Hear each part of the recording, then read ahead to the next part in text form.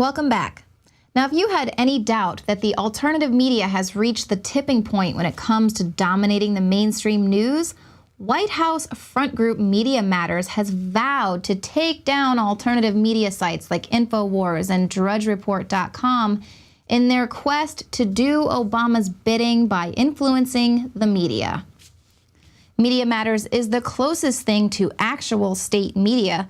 They set talking points for MSNBC and CNN after meeting with Obama advisors every Tuesday to conduct a weekly strategy call with the White House. One employee bragged about how Media Matters works with the White House to control big media networks, saying of MSNBC, "We were pretty much writing their prime time, but then virtually all the mainstream media was using our stuff." Here, Media Matters thinks they're just so amazing as they drive the White House's message. Here, Media Matters thinks that they are so amazing as they drive the White House's agenda. Now, the Obama administration has made use of entertainment outlets in the past to push their agenda. They're trying to convince all the brain-dead, entertainment-obsessed zombies that Obama and his policies are trendy and cool.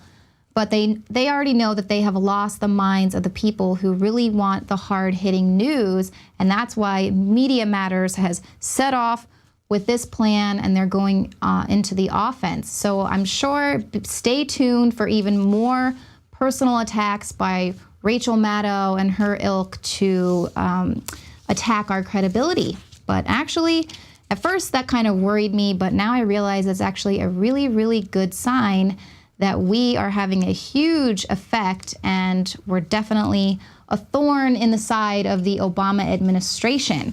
But as the alternative media is on the rise, you do want to be on the lookout for Operation Mockingbird types setting themselves up as the alternative media instead of their true purpose.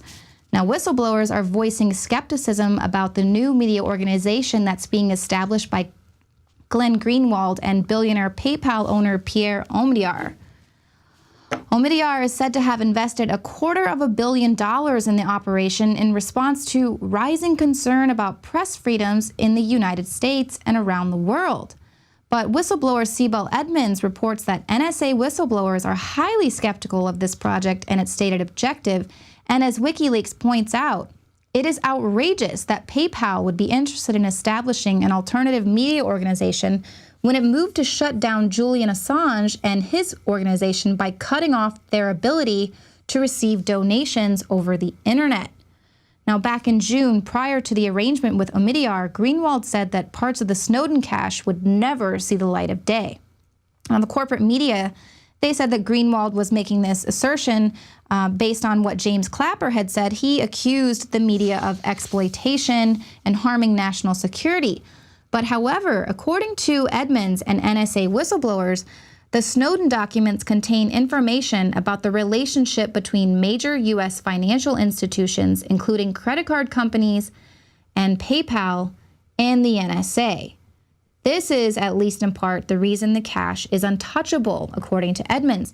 Now, Greenwald has really turned his position as the sole purveyor of the Snowden documents into quite the lucrative business. He's got a billionaire in his back pocket, while Snowden is staying in hiding for sacrificing his life to get all of this information out to the public. And so far, he has remained silent, but we'll have to see as this story progresses if Snowden has anything to say about, if Greenwald is kind of holding these documents hostage, and if Omidyar, they're kind of in collusion to release the documents that aren't going to shed light on the fact that PayPal has really been connected to the CIA. That article is up on Infowars.com by Kurt Nimmo. It goes into even greater detail of PayPal's close ties to In-Q-Tel and the CIA.